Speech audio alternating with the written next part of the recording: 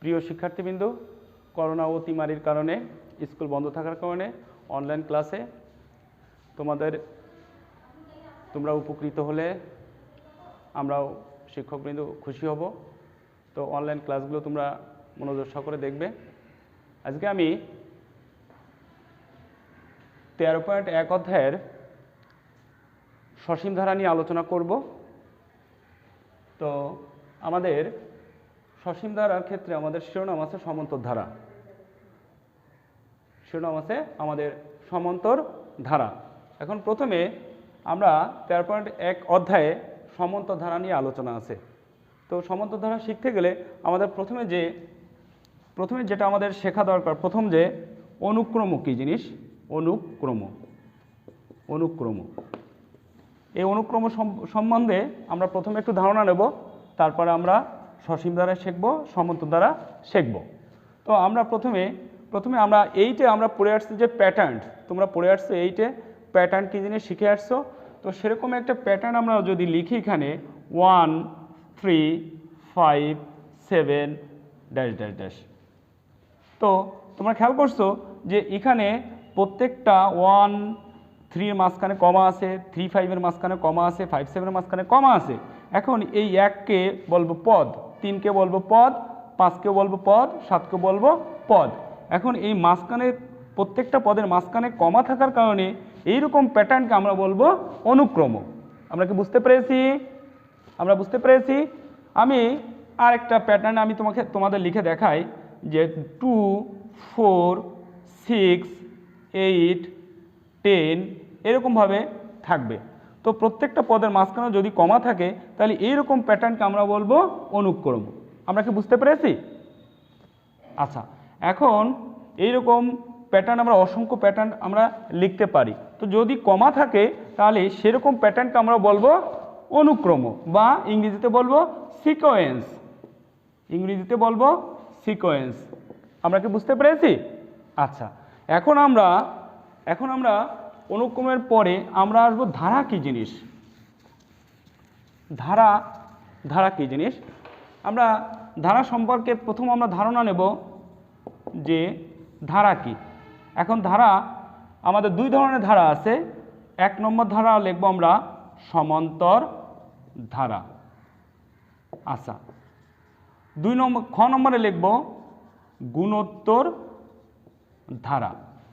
আচ্ছা, এখন তোমাদের নবম শ্রেণীর গণিত বইতে 13.1 শুধুমাত্র সমান্তর ধারা নিয়ে আলোচনা। 13.1 আমাদের সমান্তর ধারা নিয়ে আলোচনা। এখন আমরা এই সমান্তর ধারা নিয়ে আলোচনা করব। তার আগে আমরা শুধু ধারাটা কি সেটা আমরা একটু শিখে আসব। শুধু ধারা কি, যদি কোনো প্যাটার্নের মাঝখানে এরকম যোগ চিহ্ন থাকে তাহলে সেই রকম প্যাটার্নকে আমরা বলবো ধারা। 1 + 3 + 5 + 7 + 9। তোমরা কি খেয়াল করেছো আগে এখানে কমা ছিল? আগে এখানে প্রত্যেকটা কিন্তু কমা ছিল, এখন কিন্তু কমা নেই, এখন প্রত্যেকটা পদের মাঝখানে কিন্তু যোগ চিহ্ন আছে। তোমরা কি খেয়াল করেছো? তাহলে এরকম একটা প্যাটার্ন যদি যোগ চিহ্ন আকারে থাকে সেই প্যাটার্নটাকে আমরা বলবো ধারা। বুঝতে পেরেছো? ধারা।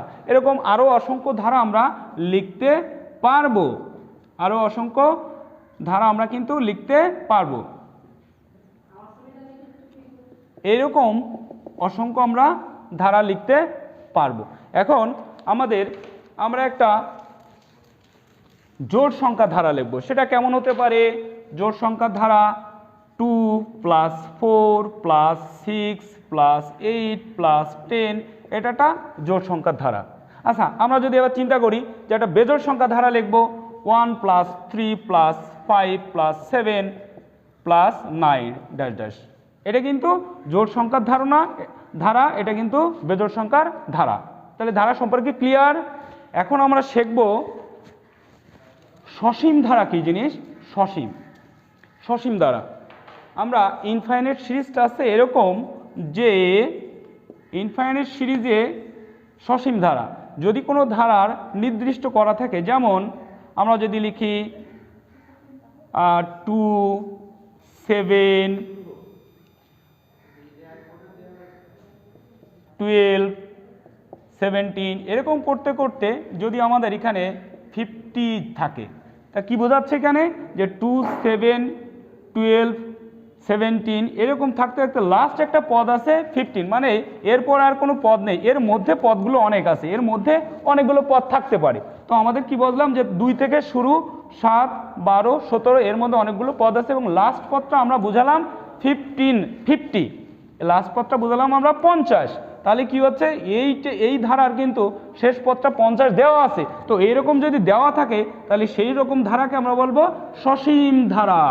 আমি আরেকটা লিখি, যেমন আমি লিখি 1, 3, 5, 7 এরকম করতে করতে আমরা দেখা গেল লাস্টে আমরা কি লিখলাম 29। তাহলে অনেক থেকে শুরু 29-এ যে শেষ এরকম ধারাকে আমরা বলবো সসীম ধারা। বুঝতে পেরেছি আমরা?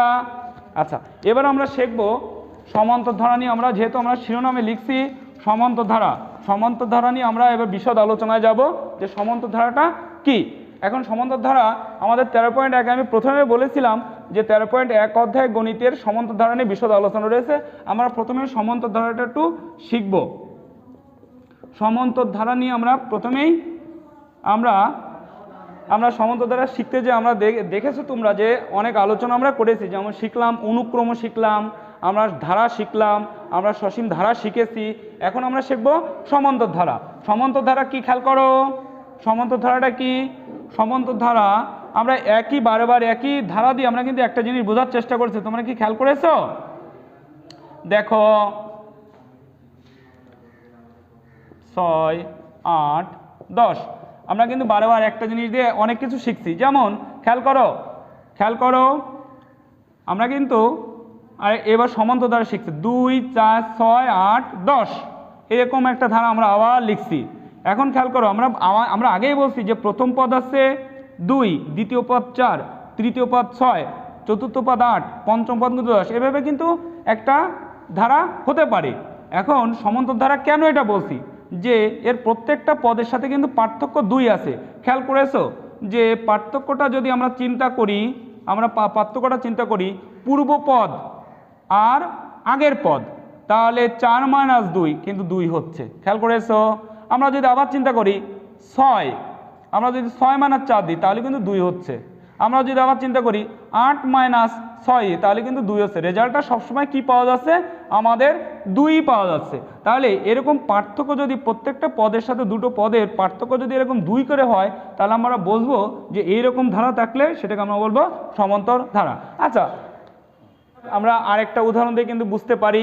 তোমরা যদি চিন্তা করো যে 1, 3, 5, 7 এরকম আমরা কিন্তু আবার সেই একই ধারাটা আবার লিখছি। খেয়াল করেছো তোমরা 1 + 3 + 5 + 7 + 9 একই ধারা কিন্তু আমরা আবার লিখছি। তো তোমরা খেয়াল করো তো যে দুইটা পদ, প্রথম পদ দ্বিতীয় পদ, আবার এটা তৃতীয় পদ, দেখো প্রত্যেকটা পদের পার্থক্য কিন্তু সবসময় 2 হচ্ছে। 3-এর থেকে 1 বাদ দাও, দেখো 2 হচ্ছে। 5-এর থেকে 3 বাদ দাও, দেখো 2 হচ্ছে। 7-এর থেকে 5 বাদ দাও, দেখো 2 হচ্ছে। তোমরা কি খেয়াল করেছো? তো আমরা যখন এটা আমরা যখন লিখি, যখন প্রথম পদ আমরা a = 1 লিখবো, এটা a = 1। আচ্ছা, এইবার আমরা কিন্তু বলছি যে সাধারণ অন্তর মানে আছে মূলত বিয়োগ, দুটো পদের বিয়োগ। 3-এর থেকে 1 বাদ দাও, দেখো এখানে হচ্ছে 2। আবার তোমরা যদি মনে করো যে 5-এর থেকে 3 বাদ দেবো তাহলে কিন্তু 2 হচ্ছে। খেয়াল করেছো? আবার যদি আমরা মনে করি না 7-এর থেকে 5 বাদ দেবো তাহলে কিন্তু 2 হচ্ছে। ঠিক আছে, আমরা উদাহরণ দিয়ে কিন্তু আরও উদাহরণ দিয়ে বোঝানো সম্ভব সমান্তর ধারা কিন্তু আরও উদাহরণ দিয়ে বোঝানো সম্ভব। যেমন আমরা আরেকটা একই উদাহরণ আবার দিব, যেমন 2 + 4 + 6 + 8 এটাও কিন্তু একই ব্যাপার আগে যেটা বললাম। আমরা যদি এই উদাহরণটা না দিয়ে আরেকটা উদাহরণ দিই, যেমন 3 + 7 + 11 আর +15, দেখো তো এইটার পদের পার্থক্য কত হতে পারে? তোমরা একটু চিন্তা করো তো। আচ্ছা, তোমরা চিন্তা করো, দেখো 7-এর থেকে 3 বাদ দিলে কত হচ্ছে? 4। 11 থেকে 7 বাদ দাও, দেখো কত হচ্ছে? 4। 15 থেকে 11 বাদ দাও, দেখো 4 হচ্ছে। তাহলে আমরা বলতে পারি কি এটাও একটা সমান্তর ধারা? আচ্ছা, এখন আমরা কিন্তু বলতে পারি এটাও সমান্তর ধারা, কারণ প্রত্যেকটা পদের পার্থক্য কিন্তু আমাদের 4 করে বেরিয়েছে। 7-এর থেকে 3 বাদ দাও, দেখো 4। 11 থেকে 7 বাদ দাও, দেখো 4। 15 থেকে 11 বাদ দিলে 4। আচ্ছা, ঠিক আছে, আমরা এটা বুঝলাম যে এটা একটা সমান্তর ধারা।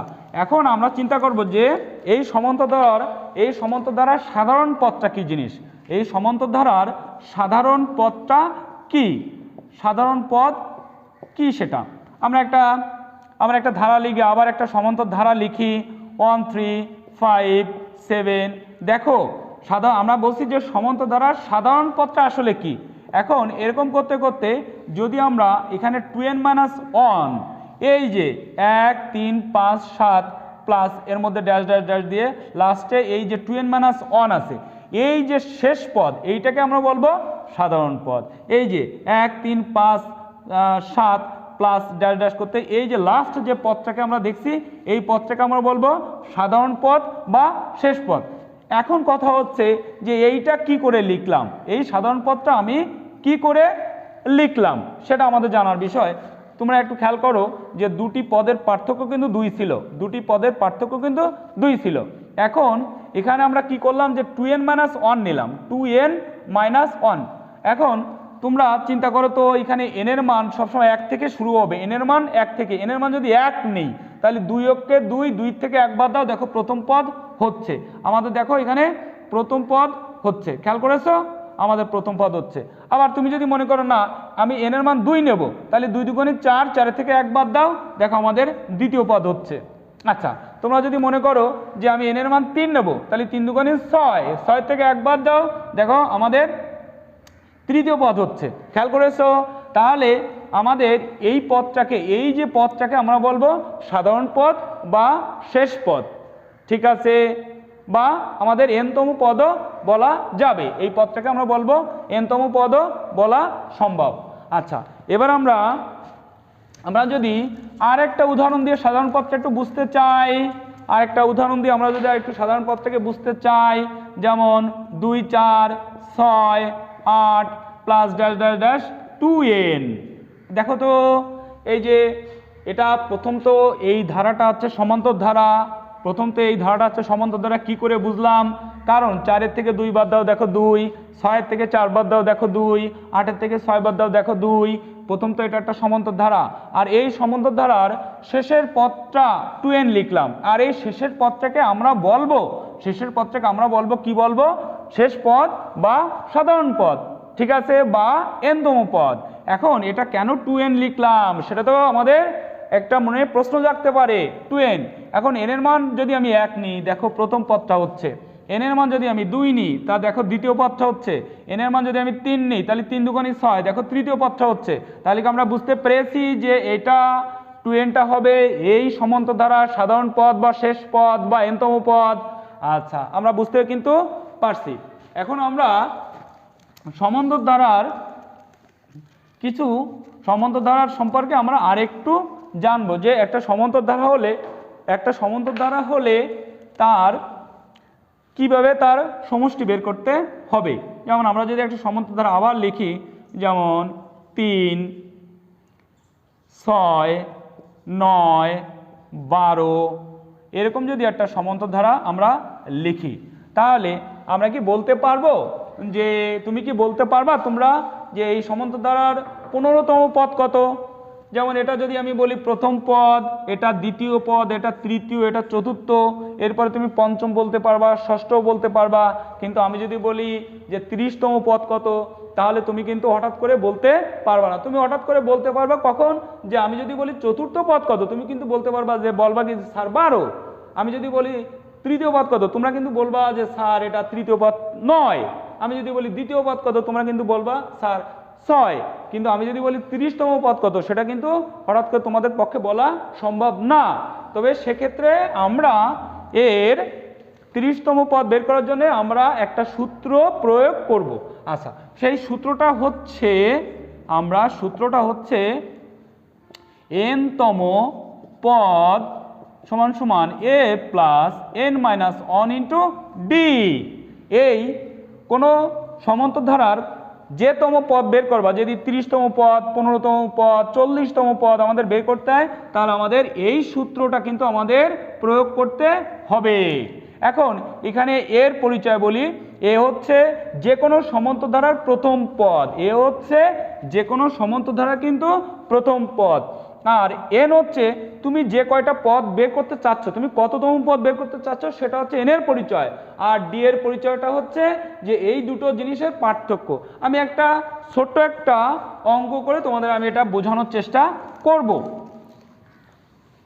যেমন আমরা একটা উদাহরণ দিতে পারি, 7, 5, 3, 1 এরকম থাকতে পারে। দেখো আমাদের এখানে প্রথম পদ আছে 7, দ্বিতীয় পদ আছে 5, তৃতীয় পদ 3। আমরা চাচ্ছি যে এর 30টা পদের না, আমরা চাচ্ছি যে 20তম পদ কত। আমরা প্রথম পদ যদি বলি তোমাদের বলবা 7, দ্বিতীয় পদ বলি 5, তৃতীয় পদ বললে বলবা 3। কিন্তু আমি যদি বলি যে 20তম পদ কত তোমরা কিন্তু বলতে পারবা না। সেক্ষেত্রে আমরা একটা সূত্র অ্যাপ্লাই করে এটা আমরা করব। প্রথমে আমি একটু সূত্রটা লিখব, যে সূত্রটা n তম পদ a plus n minus 1 into D. ঠিক তো? এখন এখানে আমাদের প্রথম পদ কত দেওয়া আছে? প্রথম পদ 7। আচ্ছা, এখানে আমি চাচ্ছি কত? 20তম পদের মান বের করতে। তাহলে এখানে 20 মাইনাস 1। আর এই ডি এর পরিচয়টা হচ্ছে দুইটা পদের পার্থক্য। তাহলে 5-এর থেকে যদি আমি 7 বাদ দিই তাহলে কত হচ্ছে? -2। বুঝা গেল? দেখো 5-এর থেকে 7 বাদ দিলে -2, আবার 3-এর থেকে 5 বাদ দিলে হচ্ছে -2। এটা হচ্ছে আমাদের ডি। এখন 7, 20 থেকে 1 বাদ দিলে কত হচ্ছে? 19 -2। এখন 7 প্লাসে মাইনাসে মাইনাস, 19 দুগুণে 38, এখানে হবে -31। তাহলে আমরা 20তম পদটা আমরা কত পেলাম? 31। এখন এরকম করতে করতে আমাদের আসবে 31, 7 + 5 + 3 অন, এরকম করতে করতে আমাদের -31 আসবে। এইটা হবে 20তম পদ। ঠিক আছে, বুঝতে পেরেছো? এখন আমরা এটা আমরা সমান্তর ধারার আমরা কততম পদ এটা বের করলাম। আমরা যদি এখানে চাইতাম 40তম পদ, 50তম পদ, তাও কিন্তু আমরা এটা পারতাম। বুঝতে পেরেছো? এখন আমরা একটা বাড়ির কাজ দিয়ে আমি আজকে তোমাদের ক্লাসটা শেষ করব। তোমরা আগামী দিন 6, 9, 12, 15 এটা এই সমান্তর ধারার তোমরা 30তম পদ নির্ণয় করবে। এই সমান্তর ধারার 30তম পদ বের করে নিয়ে আসবে। ঠিক আছে? তো যাই হোক, সবাইকে আবারও ধন্যবাদ জানাচ্ছি। অনলাইন ক্লাসগুলো দেখবে এবং বাসায় বসে অনলাইন ক্লাসগুলো দেখলে উপকৃত হবে। আর এই করোনা অতিমারির কারণে সবাই স্বাস্থ্য সচেতন থাকবে, সবাই সুস্থ থাকবে। সবাইকে ধন্যবাদ।